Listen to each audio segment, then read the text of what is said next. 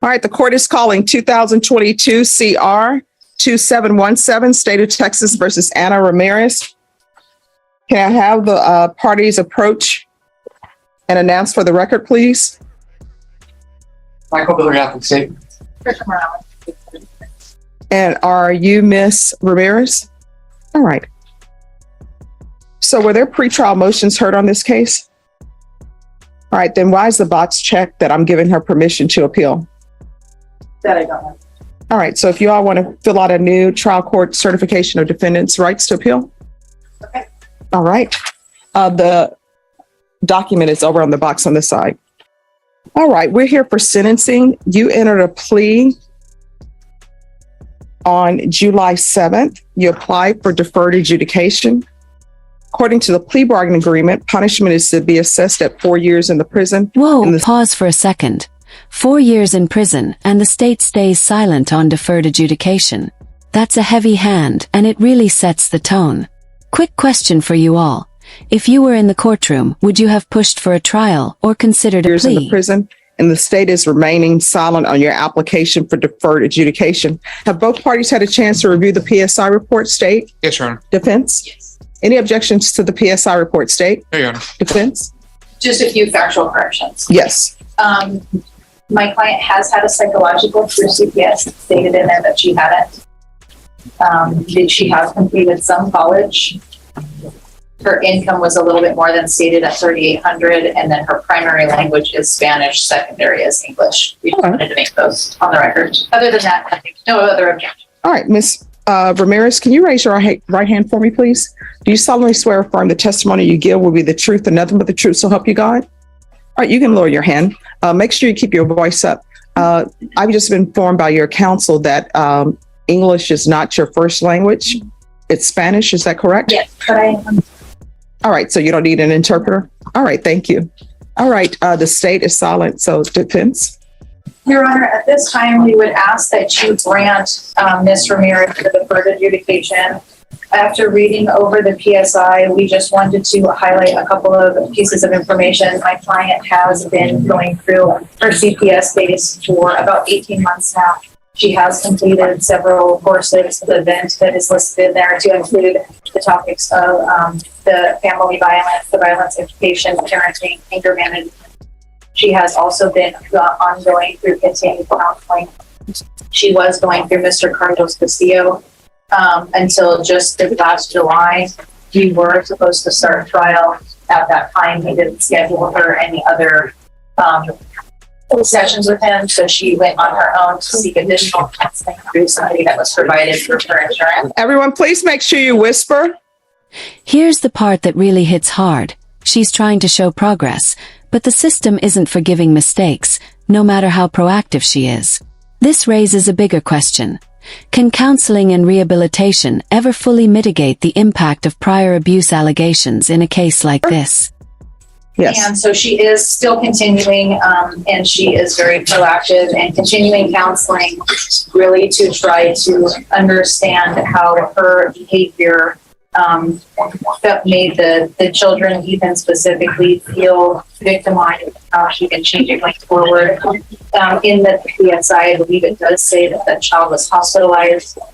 We also just wanted to clarify that they had went to take photos. There was no hospitalization of the children. And in addition to that, Your Honor, we just wanted to also highlight that although the PSI, it seems to highlight specifics of one side of the story, there was also no mention in there about Miss Nancy Kellogg stating that the injuries did seem from Evelyn as consistent with the bike and the iron and not of abuse, as well as Evelyn did not make any outcry, and when specifically probed about what Ethan had stated, had given a completely different version of the events.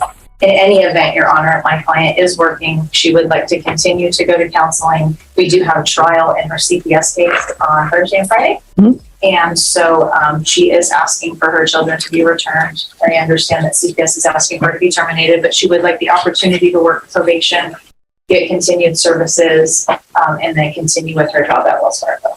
Okay, so this is what the court is trying to understand. According to the stipulations, and this is what you stipulated to, It says that the victim, which is one of the children, made an outcry at school of abuse while at home. R1 said that victim 2 was found to have a large welt on his left upper thigh as a result of being struck by his mother. R1 said that his sister goes to the same school as victim 2, and she was also interviewed by school staff. Okay, let's break this down legally. The child's version and the mother's version conflict sharply. In court, credibility is everything, and even small inconsistencies can tip the scale. What do you think? Is the plea about admission of guilt, or a strategic move to avoid a harsher trial outcome? It was discovered that victim 1 had bruising on both inner thighs and also had a burn mark to her right inner thigh that she said was from a steam iron. R1 said that when asked how she was injured, victim 1 said that she fell off her bike. R1 said that victim's injuries were not consistent with falling off a bike. R1 said that victim was asked how she got the burn mark. R1 stated that victim 1 stated that her mother told her to unplug and put away a still hot steam iron, and she accidentally dropped it on her leg, causing the stated burn. So, are you saying that you didn't cause any of these injuries to the children? No. On her thigh, I actually didn't see her fall off her bike. I want to talk about the welt mark. Here's a chilling moment. The PSI details Ethan being locked in a closet and going hungry. It's one thing to read about abuse, but hearing it in the courtroom context hits differently. Let me ask you, could this testimony sway a jury even if the defendant maintains innocence? From the other child? Ethan? Yes. So on Ethan, when I asked him in front of the caseworker what were they referring to, all he did was just lift the pants that he had on, and all you saw was notice was the bruise on his lower leg. So are you saying you didn't do it? I didn't strike him with a belt. All right, and then on the PSI report on page 4, it says, Ms. Torres stated Ethan spoke of being in a closet for hours at a time. He feared of what would happen if he came out. He stated he was scared, bored, and hungry. He stated some of his siblings would check on him and play with him. He also spoke of a time when his mother choked him off the ground for losing his church book and slapping him. And just like that, guilty, affirmative finding of family violence, 4 years locked up plus fines. For viewers unfamiliar with Texas law, an affirmative finding of family violence carries lifelong consequences, including weapon restrictions. That's not just prison time. It's a ripple effect on the rest of life. He spoke of being hungry and his mother not feeding him. So if none of this is true, why did you enter a plea? Why not go to a jury trial? Because of communication that we've had with the prison attorney. We created advice on responsibility. No. Do you want a jury trial? We'll give you one today. We have a jury outside. That'll be here at 1:30. You want a jury trial? That's either yes or no. No, yeah. All right. Is there anything else from either side? All right. And defense, do you feel that your client's entering into this plea bargain agreement was voluntary? Yes. All right. And Ms. Ramirez, was anything offered to you other than the plea bargain agreement? That my friend. Yes. All right. All right. If there is nothing else for either side, the court is going to deny the application, find you guilty. There's an affirmative finding of family violence. The court will sentence you to $1,500 fine, time and money to run concurrent. And the court will sentence you to 4 years in the prison. I'm going to show you what's entitled Trial Court Certification of Defendant's Rights to Appeal.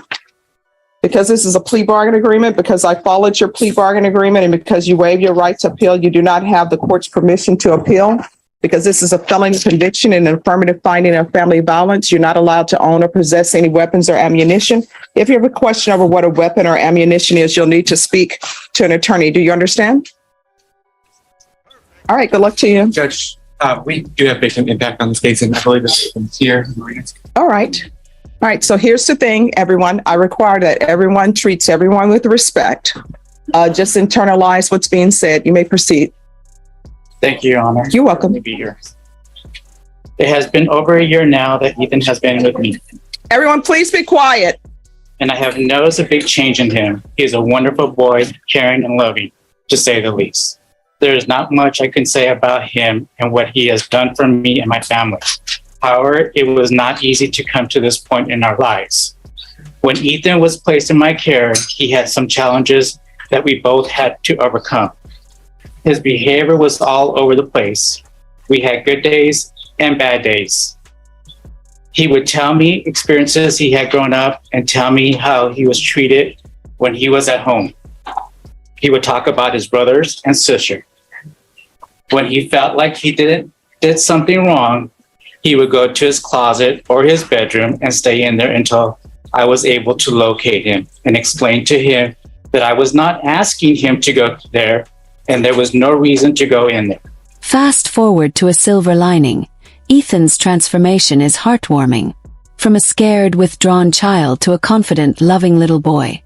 This shows the incredible power of stable, nurturing environments. Quick engagement question.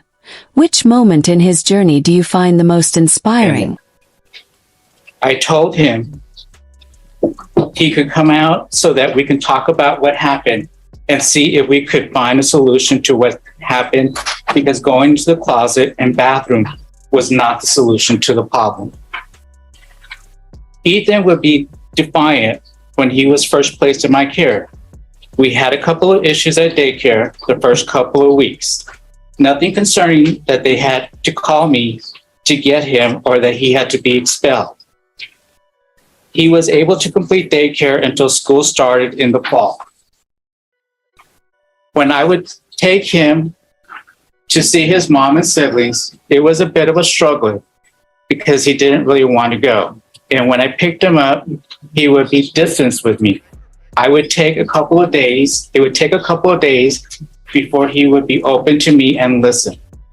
Also, he would appear to be quiet and sad. When I would ask him to help around the house, he would just go to his room and wouldn't help me. After a couple of days, he would come around and start to help and would be helpful and loving and would be more affectionate.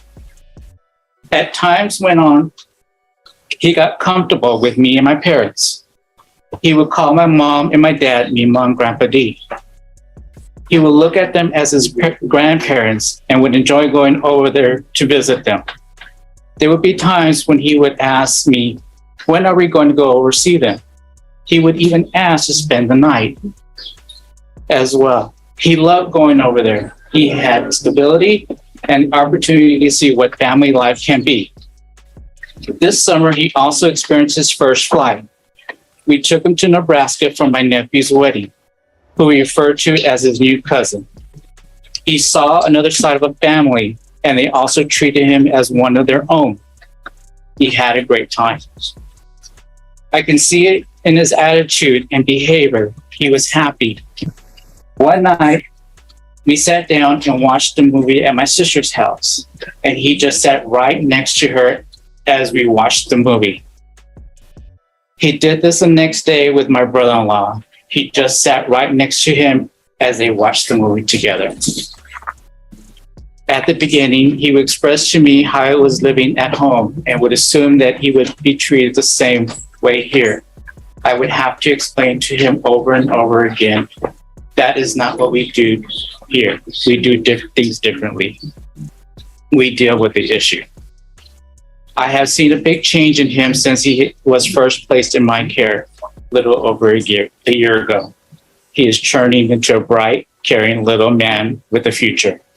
When he was first placed in my care, he appeared to be sad and not a caring. He had a negative attitude about things and things around him. He would only share with me what happened to him at home and his siblings.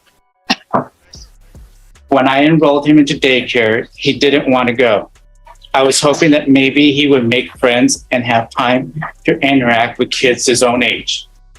It did take him some time to make friends and come home and tell me about them. I remember there was one child he would talk about and say that they didn't get along.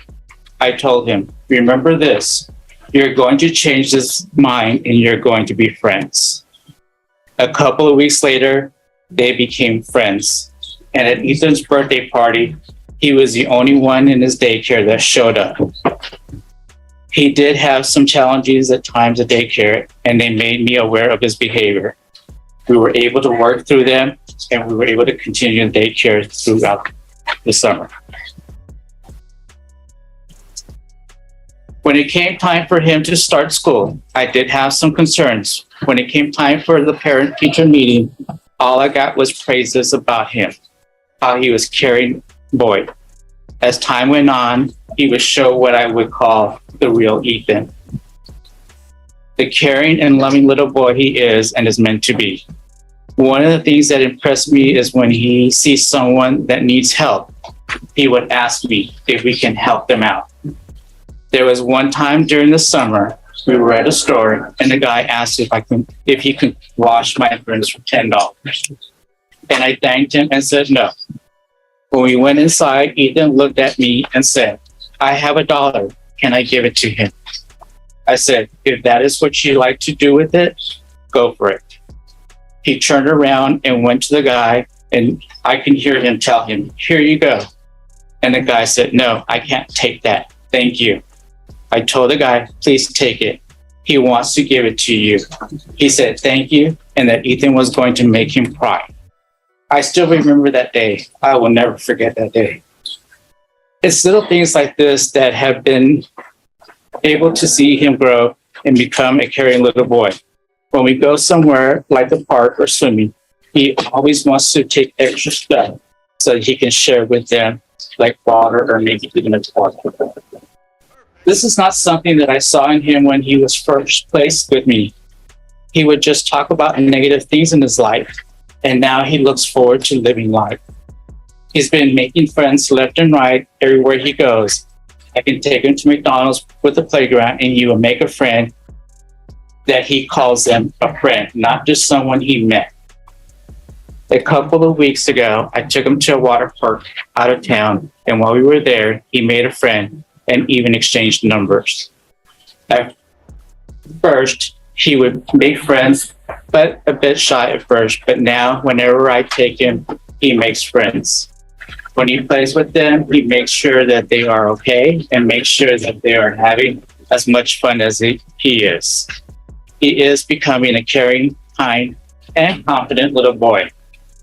He is seeing that the world around him isn't always full of negativity and that he can be and is loved unconditionally. Thank you so much, and thanks for taking care of him. All right. Thank you.